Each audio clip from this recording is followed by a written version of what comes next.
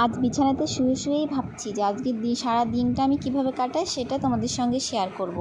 কিন্তু যেই আমি ঘরটা ঝাড়ু দিয়ে ঘর থেকে বেরিয়েছি, সেই যে বৃষ্টি ঝপঝপ করে নামা শুরু হলো, তা আর থামার নামই নিচ্ছে না। তো আজকে সকালটা আমি এইভাবেই শুরু করছি। তো সকালে কেমন আছো? আশা করি সকলে ভালো আছো, আর আমিও ভালো আছি। দেখো কেমন ঝমঝম করে বৃষ্টি হচ্ছে, কিন্তু কি করব, এর মধ্যে আমার রান্নাটা তো করতেই হবে। বৃষ্টি হলে তো খাওয়াটা তো বন্ধ যাবে না, খেতে তো হবে। সেই জন্য বৃষ্টির মধ্যেই আমি রান্না করতে চলে এসেছি। এদিকে দেখো পুঁই শাক আলু দিয়ে বাটা মাছ দিয়ে ঝোল করেছি, আর এদিকে হচ্ছে পুঁটি মাছ বেগুন পেঁয়াজ আলু দিয়ে একটা চচ্চড়ি, আর ওইদিকে হচ্ছে চাল কুমড়ো ভাজি, আর এদিকে আছে পুঁটি মাছ দিয়ে মূলো আলু দিয়ে অল্প একটু সামান্য একটু ঝোল করেছি। আর বৃষ্টি থামলেও কি আছে, ঘরটা তো মুছেই নিয়েছি আমি, মানে একটু কাদা কাদা হয়েছিল এই বারান্দার উপরে না, তোমাদের দাদাভাই চপ্পল উঠিয়ে নেয়, সেই জন্য একটু কাদা কাদা হয়ে যায়। সেজন্য হচ্ছে আমি ঘরটা মুছে নিয়েছি। আর দেখেছো কেমন অবস্থা। তো বৃষ্টির মধ্যে আর কী ভিডিও করব, কী কাজই বা করবো, আর কী ভিডিও করব, সেই জন্য আর ভিডিও করিনি। এটা তার পরের দিনকার ভিডিও।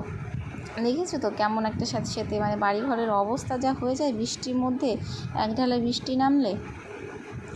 এদিকে আমি দেখো পরের দিন সকালবেলায় রান্নাবাড়ি করেই তারপরে হচ্ছে চলে এসেছি। অল্প কিছু জামা কাপড় ছিল, সেই জামা কাপড়টা আমি কাচতে নিয়ে এসেছি।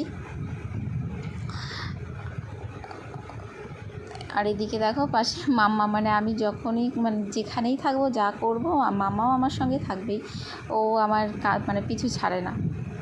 এই দেখো জামাকাপড় ধুচ্ছি, ও ঠিক আছে আমার পাশে। আর জামাকাপড় কাচা ধোয়া আমার কমপ্লিট। এবার আমি এগুলো একটু নেড়ে দেবো।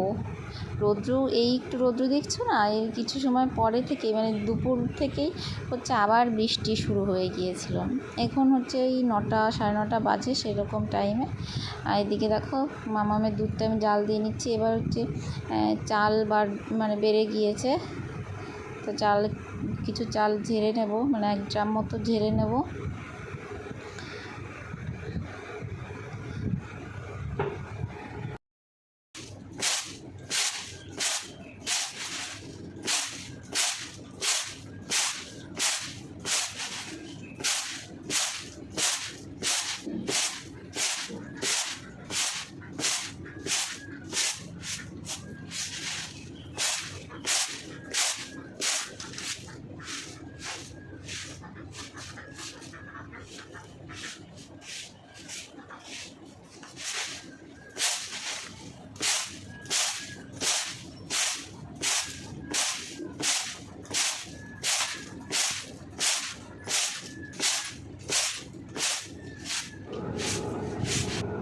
দেখো বললাম না দুপুর থেকে আবার বৃষ্টি শুরু হয়ে গিয়েছিলো। এই দেখো মানে মেঘলা আকাশ দেখেই বুঝতে পারছো মানে ওয়েদারটা কেমন বিচ্ছিরি। মানে এই উঠোন ঝাড় দেওয়া হয়েছিল, তারপর থেকে আবার বৃষ্টি শুরু হয়ে গিয়েছিল। আর আমাদের যা বড় উঠোন, মানে ঝাড় দিতে গেলে তো মানে তাড়াতাড়ি ঝাড় দিলে আধা ঘন্টা লেগে যাবে, আর যদি একটু ধীরে ধীরে ঝাড় দেওয়া হয় তাহলে তো প্রায় 1 ঘন্টা কেটে যাবে উঠোন ঝাড় দিতে দিতেই। এপাশ ওপাশ দেখো চারিপাশে ঝাড় দিলে তো 1 ঘন্টা লেগেই যাবে উঠোনটা ঝাড়ু দিতে। তো আজকের ব্লগটা এই পর্যন্তই। সকলে ভালো থেকো, সুস্থ